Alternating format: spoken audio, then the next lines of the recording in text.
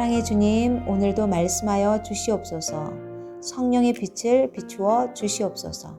예수님의 이름으로 기도드립니다. 아멘. 오늘의 말씀은 마가복음 4장 1절에서 12절 말씀입니다. 1절에서 2절. 예수께서 다시 바닷가에서 가르치시니 큰 무리가 모여들거늘 예수께서 바다에 떠 있는 배에 올라 앉으시고 온 무리는 바닷가 육지에 있더라. 이에 예수께서 여러 가지를 비유로 가르치시니 그 가르치시는 중에 그들에게 이르시되 예수께서 다시 바닷가에서 가르치시는데 큰 무리가 모여들자 배에 올라 앉으시고 무리는 바닷가 육지에 서 있습니다. 이에 예수님은 씨 뿌리는 자의 비유로 하나님 말씀을 가르치십니다. 그런데 예수님은 직접 설명하지 않으시고 왜 비유로 말씀하시는 걸까요? 비유는 마음의 준비가 된 사람에게 들리는 말씀입니다. 같은 말씀을 들어도 어떤 사람은 농사 이야기구나 하고 지나가고 어떤 사람은 내 마음 이야기구나 하면서 깨닫습니다. 예수님은 지식을 주기 원하시는 것이 아니라 마음이 열려 있는 자를 찾으십니다. 비유는 준비된 마음에는 은혜가 되지만 닫힌 마음에는 그냥 이야기로 남습니다. 3절에서 9절 말씀.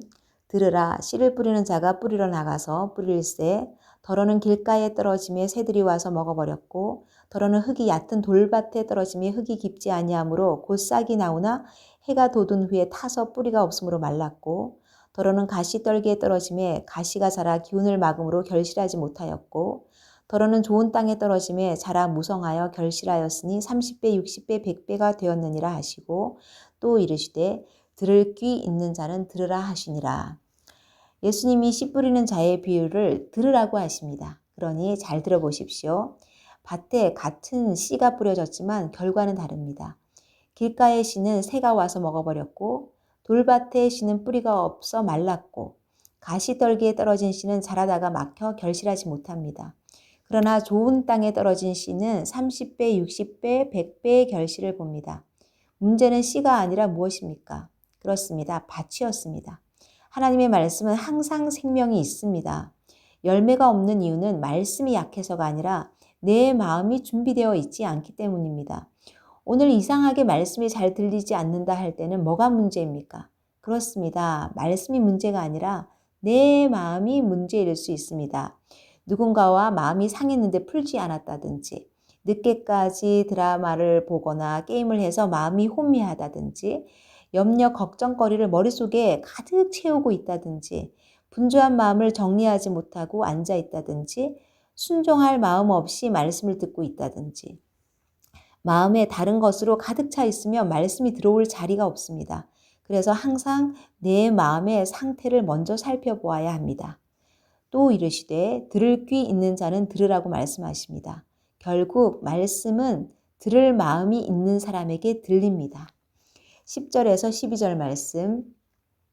예수께서 홀로 계실 때 함께한 사람들이 12제자와 더불어 그 비유에 대하여 물으니 이르시되 하나님 나라의 비밀을 너희에게는 주었으나 외인에게는 모든 것을 비유로 하나니 이는 그들로 보기는 보아도 알지 못하며 듣기는 들어도 깨닫지 못하게 하여 돌이켜 죄사함을 얻지 못하게 하려 함이라 하시고 무리가 떠난 후에 제자들이 예수님께 비유의 뜻을 묻습니다.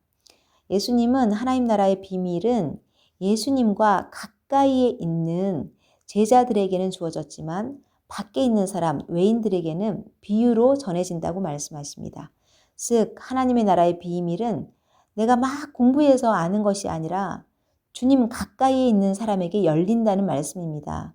그러니 머리에다 자꾸 외워서 막 쌓으려고 하지 마시고 주님과 가까이 지내십시오. 그러면 열립니다. 여기서 외인은 교회 밖의 사람이라기보다 예수님과 거리를 두고 있는 사람들을 말합니다. 비유는 마음 상태에 따라 깨달아지는 것이 다릅니다. 깨닫고자 하는 사람에게는 문이 열리게 되고 무관심한 사람에게는 벽이 되어서 닫힙니다. 가까이 오는 사람은 깨닫고 멀리 서 있는 사람은 그대로 남습니다. 12절 말씀에 그들로 보기는 보아도 알지 못하며 듣기는 들어도 깨닫지 못하며 돌이켜 죄사함을 얻지 못하게 하려 하심이라는 말씀은 죄사함을 못 받게 하려고 비유로 말씀하셨다라는 그런 의미가 아닙니다. 이것은 깨달으려는 마음이 없으면 보기는 보아도 알지 못하고 듣기는 들어도 깨닫지 못하기에 돌이킴이 없고 결국 죄사함을 받지 못한다는 말씀입니다. 하나님 나라의 비밀은 설명을 많이 들어서 열리는 것이 아니라 마음의 문을 열고 예수님께 가까이 갈 때 열립니다. 적용하시겠습니다. 나는 말씀을 듣고 끝내는 사람입니까? 깨닫기 위해 주님께 가까이 나가는 사람입니까? 지금 내 마음의 문은 닫혀 있습니까? 열려 있습니까? 오늘 말씀 중에 바로 내가 순종할 한 가지는 무엇입니까?